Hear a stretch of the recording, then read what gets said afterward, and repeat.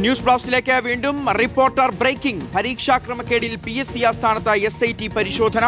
ആസൂത്രണ ബോർഡ് പരീക്ഷാ ക്രമക്കേടിൽ ക്രൈംബ്രാഞ്ച് SP-യുടെ നേതൃത്വത്തിലാണിപ്പോൾ രേഖകൾ പരിശോധിക്കുന്നത്. നേരത്തെ ഉദ്യോഗാർത്ഥികളുടെ മൊഴി രേഖപ്പെടുത്തിയിരുന്നു. 2 ആഴ്ചയ്ക്കുള്ളിൽ പ്രാഥമിക റിപ്പോർട്ട് സമർപ്പിക്കാനാണ് SIT-യുടെ ശ്രമം.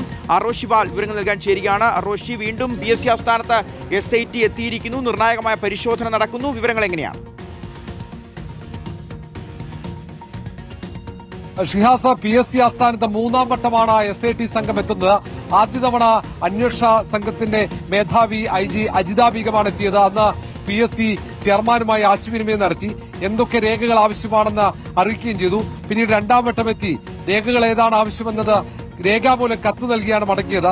ഇന്നിപ്പോൾ ഒരു വിശദമായ പരിശോധനയ്ക്കാണ് PSC-യിലേക്ക് SIT സംഘം എത്തിയത്. ഇപ്പോഴും പരിശോധന തുടരുകയാണ്.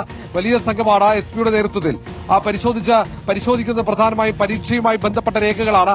പരീക്ഷാ കൺട്രോളറുടെ ഓഫീസിലാണ് ഇപ്പോൾ പരിശോധന തുടരുന്നത്. പരീക്ഷയുടെ റാങ്ക് പട്ടിക, ഒപ്പം അഭിമുഖവുമായി ബന്ധപ്പെട്ട രേഖകൾ, അങ്ങനെ ആസൂത്രണ ബോർഡ് ചീഫ് തസ്തികയിലെ പരീക്ഷയുടെ ക്രമക്കേട് സംബന്ധിച്ച പരമാവധി വിശദാംശങ്ങൾ ശേഖരിക്കാനുള്ള ശ്രമമാണ് SITയുടെ ഭാഗത്ത് ഉണ്ടാകുന്നത്.